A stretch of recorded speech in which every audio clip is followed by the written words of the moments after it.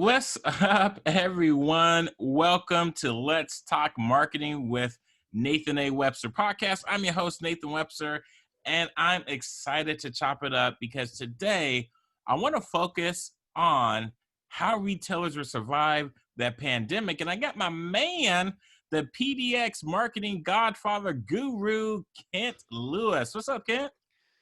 It's good to be here as always, Nathan. Thanks for having me. Absolutely. For you first-time listeners out there, in case you don't know, Kent is a longtime contributor. I have lost count how many times, Kent, you have contributed. But if you can tell the worldwide listeners who you are, what you do, your day job, and all the above, that'd be awesome. Yeah, great. So my name is Kent Lewis. I'm president and founder of Anvil Media, a measurable marketing agency based in Portland, Oregon. Been around for 20 years.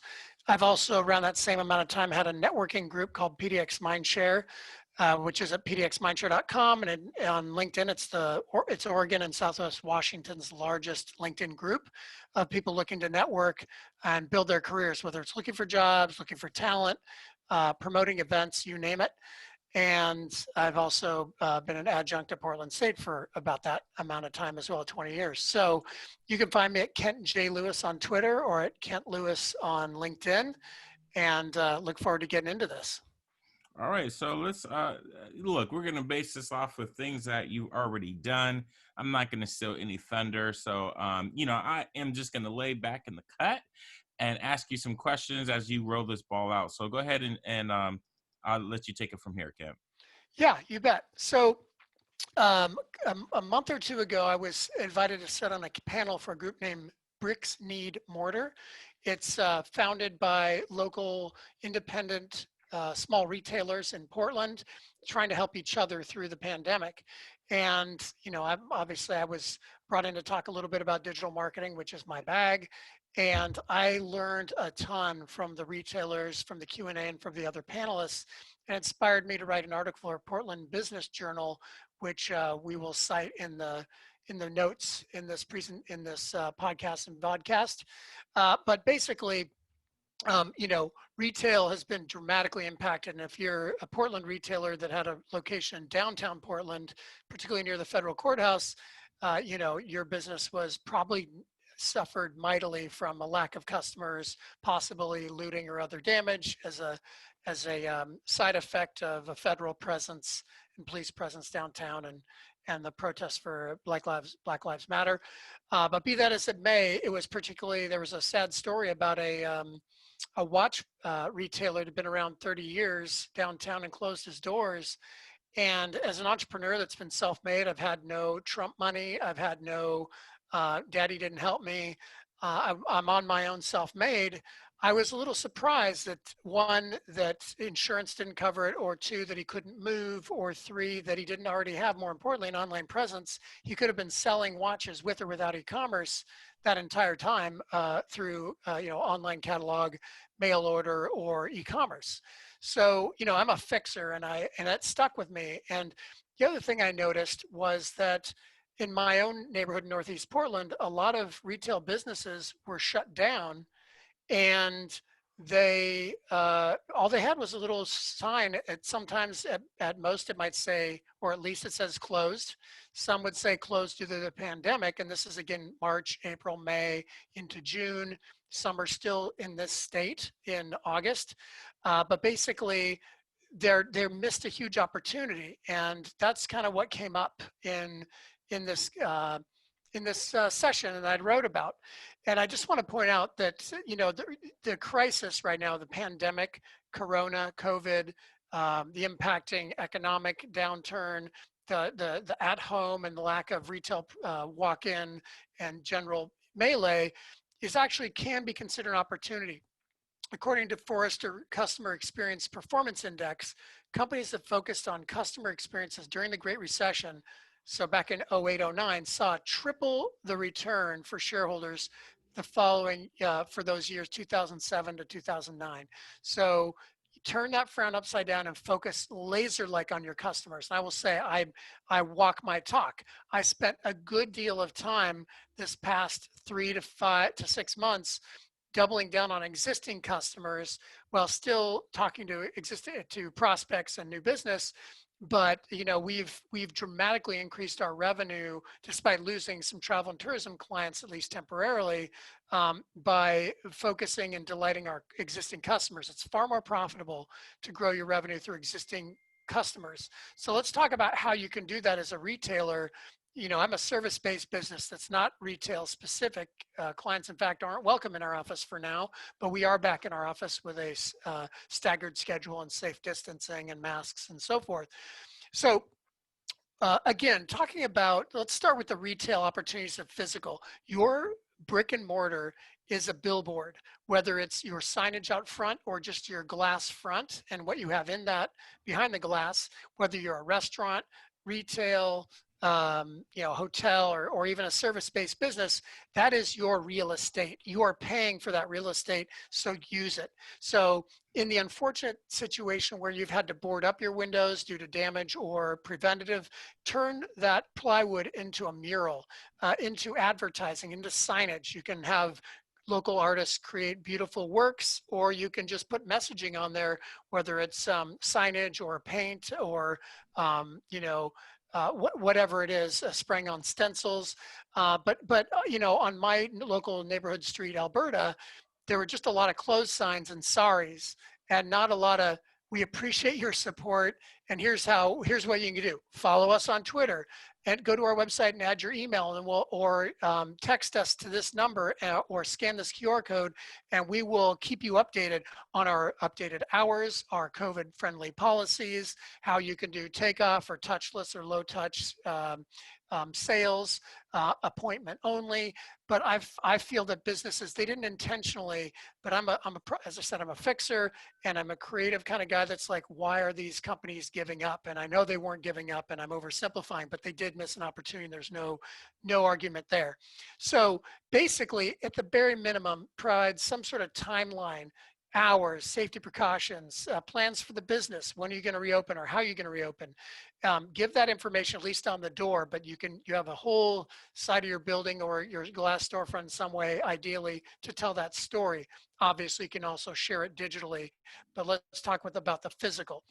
So the other aspect is, if you have a glass storefront, your what's behind the glass matters. So you can put signage in front on the glass, or you can change up your internal. A lot of restaurants, I think, missed out. They just stacked chairs and that have stayed closed when they could be putting up signage or other information inside to make it a little more interesting, to get people to come back.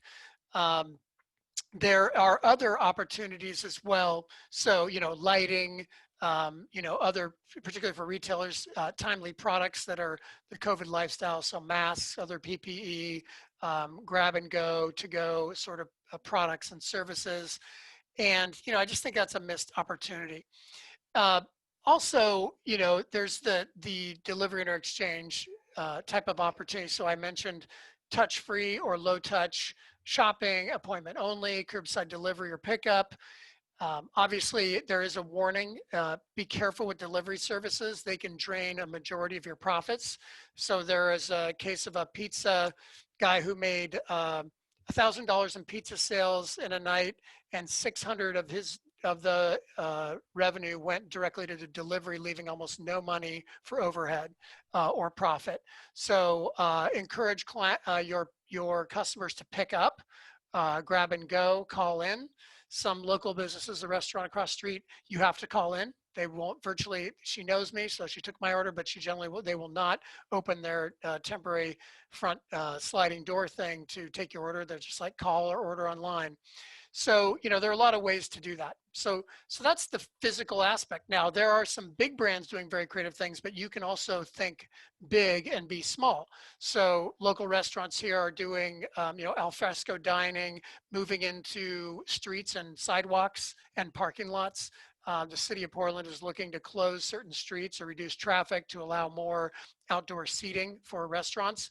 And Walmart pulled, I could say a lot of bad things about Walmart, but they're very smart. They are converting 160 parking lots into drive-in theaters which solves a huge problem for socialization and turning what arguably is typically a soulless, functionless, even unattractive area into a highly functional, engaging community opportunity. And obviously, I think they can sell some concessions too. But anyway, those are some creative ways to think about the physical retail presence. I don't know if you want to chime in, Nathan, before we go into the digital side. Yeah, man, that's all fire. I think what a lot of people miss out on, specifically, even if you have a food truck, is that people are slowing down looking to see let's just say the damages, especially in Portland. I've taken my kids out there, but not only are we looking to see the damage of, like, say, the looting or whatever, we can say the bad. We're also looking for the good. And I think the problem with most folks that are having the COVID, sorry, we're closed, or sorry, we're only having these hours. People are looking to support in ways because of the money that has been saved up. If you've been fortunate, not everyone has been that fortunate, but they're looking to still spend their money in places because, for example, pizza gets old. Domino's was made for this, but not everyone wants the Domino's pizza. Maybe they want a local pizza joint. And I think part of the problem that I see with folks is they don't know, and they're not on like a Grubhub or the delivery services, and they're just keeping it in house. But we're not putting out an ad. I know you might get out to that or something like that, but the more you can do, especially in the neighborhood I live in, which is in Vancouver, it's not like Portland where you can walk to everything. Here, you got to drive. We are looking for these places to be open, but we don't know. So from balloons to A-frames, any physical object that you can draw people's attention to say, look, we are open, we might have different hours, but you can show in a way that we're slowing down to say, are you open? Are you available? When are you? We're looking for some type of signage. And that's the best way to do it. If you had to be boarded up, there are a lot of graffiti artists out there that are making a good living right now, because some of that stuff is coming back into play. So I would say if you're in like my type of neighborhood, please don't fail to realize that balloons go a long way, and flags. You don't have to even print anything on it, but balloons and flags go a long way as well. And also those little blowy guys that go back and forth, whatever those annoying things are. But they definitely get your attention.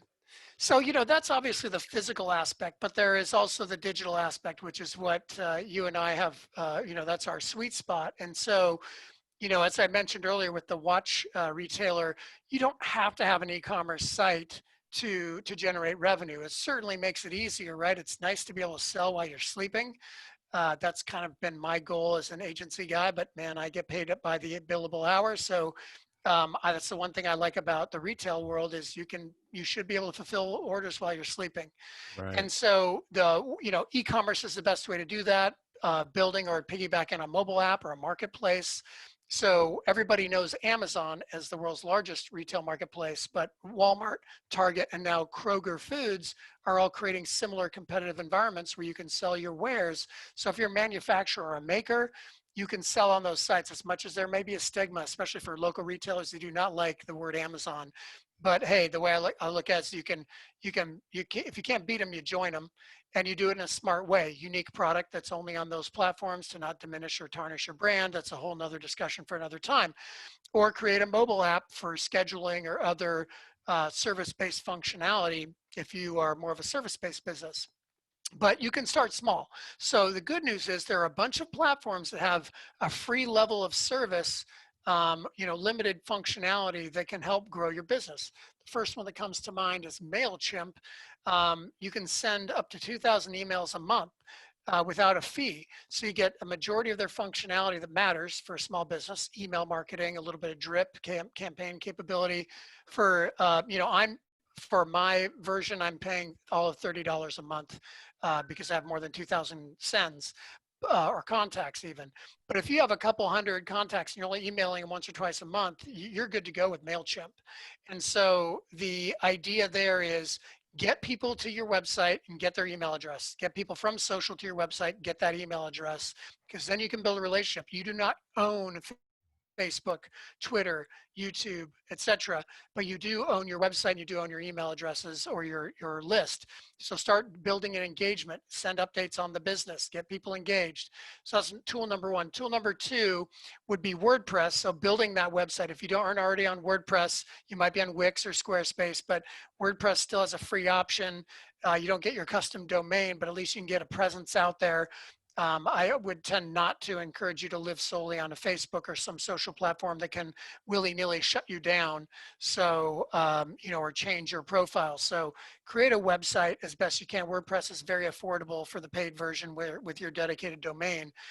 The other is, for social media, using a platform like Hootsuite and their freeware version, which has some limited functionality, some adware perhaps, but you can schedule and post your status updates across. I use it for LinkedIn and Twitter. It can be used for Instagram, used to be used for Facebook until Cambridge Analytica. There are other tools that offer that. Sprout Social, I don't know if they have a free version, but there are other Buffer and other tools that you can use to schedule and track your posts. But you can also use a tool like Canva, which is low cost, to help frame up and size images for social easily and quickly without having to hire somebody to do your social content curation. So those are all some tools to get out there in the world of social and search. SEO, search engine optimization, costs nothing but time. Read the white papers on our website at anvilmedia.com. We have an SEO white paper that talks you through everything. We have an ebook. We have tons of articles. So you can build that out. You can start a Google ad account and test that out for a few bucks. Even set up a Facebook ad account with your business profile and start targeting folks there. So those are all ways to get to people. I prefer the free routes or the low cost routes of SEO and organic social, but you can do very targeted advertising by geography, demographics, behavior, preferences, etc. So any feedback on that before we go into the last bit of recommendations? Yeah, three things. One, when you talked about the social media platform, there's a difference when he says have your website. So all you listeners out there that are posting a ton on social media, just like what we're experiencing with TikTok, that can be shut down at any moment, and all that content, all of those assets that you have will be gone. So this is where it's really important for you to always back up your stuff and keep what's important. And it's important to own your name. Name in your domain. So if you don't already have a domain with your name, which you can control that content, please do that. A domain costs less than $20 a year, and that's after you get all the promos. And last but not least is you only need to master one platform. Don't try to be everything and be everywhere. If you're just starting off, especially using the free stuff, just use it on one platform. I think that's excellent advice, and I agree. It's, I, for instance, focus on LinkedIn. I really don't care that much about Twitter, but I just syndicate what I create on LinkedIn over to Twitter. People like Twitter. I'm still getting my message out there, but LinkedIn is my bag because I'm a business-to-business guy. If you're consumer-based, you might want to focus more on Facebook and or Instagram. It just depends on your audience. So there's kind of the third component of this, how retailers can survive, if not thrive, through the pandemic, is idea of like tweaking your products, how you sell, the messaging and marketing strategies you use, kind of one big bubble. So number one, if you have a service or a high price point product, is there a lighter weight version of your product or service that you can trim down and make it more marketable? So, or get creative on how you provide your service. So for instance, there's a local bar in Portland that, obviously still can't bring people in, or have at least up until recently. So what they did is they had like 10 pinball games. So they started leasing out those on a monthly basis. They'll deliver a pinball machine to your house and you can play pinball at home. And that way they're monetizing some of their assets while their physical location is closed. And also think just the price point. So in a, the recession hasn't even hit us yet unless you're unemployed. And I'm just saying that based on the people around me, not so much depends on where you are and who you are. But if you still have a job, then you should be having, you should have similar income. So maybe it's not hit you yet, but the recession will be happening for all of us in some fashion if it hasn't already hit us. And so what happens is if you want to, the wealthy have already ostensibly recovered. In fact, the richest billionaires have actually thrived in the pandemic, which is kind of frustrating, if not kind of sad for everybody else. But be that as it may, there are ways for you to create approachable price points. So, for instance, if you are a really high-end purse maker, create keychains. So instead of $3,000, I can buy something for $30 and still associate with your brand. That's one way. Another thing to do is leverage PR, public relations. That's what I've done to build my business and the places I've been before me at many other agencies is, working with the press, the media, using Help a Reporter Out and other tools, manual outreach to editors in your local community, business community, and your industry, trade publications to help tell your story, because getting your word out is extremely powerful. And there are other ways to get the word out other than through third party, and that's creating your own webinars, podcasts, videos, live streaming events. Facebook has recently added a paid event component. LinkedIn has created new event functionality. Live streaming is, gaining popularity, but it can be a tricky world to crack. And so you can hire somebody like Nathan or even Anvil to help you build out some sort of media strategy to become your own TV channel, your own network. A couple other ideas. One is, do you have a loyalty program? If not, maybe you should, although I'm seeing that a lot of local retailers are suspending their loyalty program to try to maximize profits. I would personally, admire Seth Godin. I believe he might say that's a bad idea. I think you want to take care of your loyal customers, not trim down your loyal customers and penalize them. Give them the choice perhaps. But for instance, I bought a gift card to a local whiskey bar, and for that $50 gift card, they threw in a free old fashioned, which was, their old fashioned that was listed. It was a $12 drink. So that's, that goes around with the 80% redemption rate. They're still coming out ahead, but it got my attention. I'm like, I would have supported them anyway. But gift cards is a great way to get some cash in the door to be spent later to flatten out your cash flow. And then the other thing is, using electronic surveys to engage your customers, even your employees, asking what do they want from you, what do they need from you, or hey, we need your help, and giving them options on ways to engage you. So those are all some options to think about that apply not just to retail, but any type of business. And then last but not least is the messaging. So for instance, right now, people do appreciate humor now because there's not a lot to be happy or laugh about. That people want to be educated, they want to be informed, they want help, they want to feel good about the authentic things you're doing to adapt your product and services for a post-pandemic world. And as well as what you're doing now. So, I recommend just simply be transparent, be proactive, be authentic. That's the same speech I was giving 20 years ago about viral marketing that I was giving 10 years ago about social, 5 to 10 years ago about video. It's all the same. Authenticity rules. It's just more important in the last 12 months than ever before. So communicating your core values and your purpose. All content you create through marketing and messaging should be consistent with that, if not inspired by it. And make sure that you are communicating how you're taking care of your customers. Mark Cuban was saying how brands take care of their employees and their customers today, now, for this last 6 months and the next 6 to 24 months is going to affect their brands for the next 10 plus years. And I totally agree.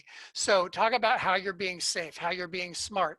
Action speaks louder than words. So for instance, we can say we're all about BLM as a largely Caucasian marketing agency that that is in the conversation doing our best. So we put our time and money where our mouth is. We brought on Urban League of Portland as our quarterly charity of choice, pushing back other charities that were not as timely and specific, to do help as we can and create a bunch of other content. Nathan, you and I have created some timely content on this, George Floyd and BLM and all of that as well. And then another component would be omnichannel. So people are using seemingly fewer channels if they're not traveling, they're not seeing as much out of home, they're not seeing the billboards at the sports games, but you still have different screen sizes on digital, and then there's people are still driving around here and there. They're still engaging and consuming. So look for the best times and places to hit those people with consistent messaging and calls to action. And lastly, just putting all of this together, you have to remain flexible and agile, but you also have to be focused on the long game. This is a marathon, not a sprint. There's no reason to injure yourself in trying to bend over backwards or being inauthentic in the way you are scraping, like jumping on the BLM bandwagon when that's not who you are, or jumping on the safety bandwagon when you don't really care. Because I was floating down the Sandy River this weekend and I saw zero masks among groups of people that some looked like families, some were just groups of friends, some were floating, some were on the beach, zero masks. I don't see how that shows care and concern for each other. It seemed like suicide to me. So that's even separate from the anti-maskers and all of that and how you deal with that as a retailer. But just to be true to who you are, and you'll naturally attract or repel the kind of customers you want. Yeah, I would say just to keep it short, because this has all been fire. And I'm going to say for you folks out there that wanting to take something away from this, I'm just going to go back and double down on omni-channel marketing. Basically, you have to do more. If you're not, and I get it. Look, we used to be high touch and low tech, but now you also need to be more high tech. So if it's just you were expecting people to walk in because you were a destination spot or you had high foot traffic, you need to do more than just be a one-trick pony. So this is where I think there something I saw from I can't remember his name. Oh shoot, it escapes me. But there is no marketing silver bullet. It's more than just one thing. And so with the omni-channel marketing, I love how Kent you broke it down with the doing PR. PR means you are out there having other people publish or promote your stuff. So you might need to do that. So as a restaurateur, if you're a retailer, find some way for someone to spotlight you, because if you're local, especially homegrown, or you got something specific, if you're being authentic, these editorials publishers are looking for that. I can't tell you how valuable that would be. And the last thing I will say, please don't expect the return to come within days, maybe weeks. This is a long game. That's why I love how you just said it's a sprint. So you all listen out there, in order to thrive, you first need to survive. Survive means that you are adopting these new tactics, to where they're a tactic now, but they become a strategy for a long term. So I would just say, please don't be that one trick pony. Mm-hmm. So we were following, I did share my screen to where y'all were able to see that this is Portland Business Journal. It's called How to Engage Customers and Market Your Retail Businesses During a Pandemic. I will include that in the show notes. Kent, for the listeners out there that want to follow you and check you out for some B2B or maybe a B2C, if you could help them, how or where can they find you at, sir? You can find me on Twitter at Kent J. Lewis. You can find Anvil on Twitter and social profiles at Anvil Media across the social graph. And for all the information, more articles, blog posts, webinars, white papers, ebooks, you can go to anvilmedia.com for more information. Awesome. Is there one last tip, or is there anything else you missed that you want to revisit, or not revisit, or to share before we call it good? No, I would just say, you list all these items we talked about and map them back to who you are, who your customer is, your culture, your goals, and it'll shake itself out as far as what you should do and how to prioritize. I love it. And talking about that, I think you said something too about, with the health and everything. uh if you're trying to be someone else, like, don't fake it till you make it. Like, this is all part of like staying safe for yourself. Like, don't go crazy try to be someone different or someone you're not, or a company you're not.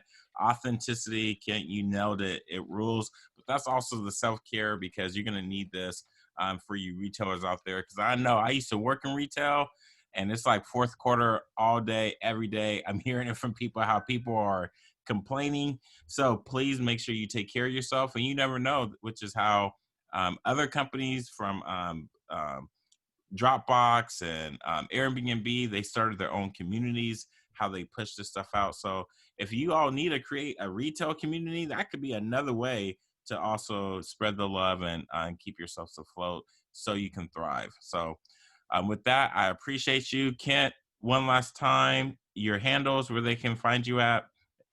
At Kent J. Lewis on the Twitter, and Kent Lewis on the LinkedIn, and anvilmedia.com. Do you have any events, webinars coming up that you want to share? We actually have one at Anvil. Oh, you know what? It's going to be too soon. But we have, it's like this week, and I'm not sure how fast you're producing this, but you can always go to the events section on Anvil to get the latest events. And I'm just trying to think. I don't know if there's ones that are publicly available. Let me just take a quick look here on the fly that would be relevant or of value for this audience per se. We have, there is a PDX Collaborative is having a workshop on the 25th, how to build your personal and business brand via public relations. So you can go to Anvil about news and events to find out more about that. And then I have a SCORE workshop on building your brand and your business through social on October 6th. So those are the ones I would focus on. Awesome. All right, Kent, thank you so much for dropping them diamonds. Thank you, Nathan. As always, it's a pleasure to be a part of your podcast and podcasts. Hey, y'all. So for those listeners that I don't think we said it, but maybe we did. I don't think I did say it, but this is a recording. So make sure you go to our YouTube, I almost said channel, but it's a channel. Yeah, our page as well. And you can check this video out. I did just put out the last video, which was my son and I. We focused on how parents just don't understand in business. But you can find us on LinkedIn, Facebook. You can find me on also Instagram. I like Instagram, which is Nathan Webster 543, and I'm on LinkedIn at Nathan A. Webster. I want to say thank you all to my worldwide listeners. You are awesome. Thank you so much for all your support. And until next time, you guys take care of yourself. Dream big and Godspeed.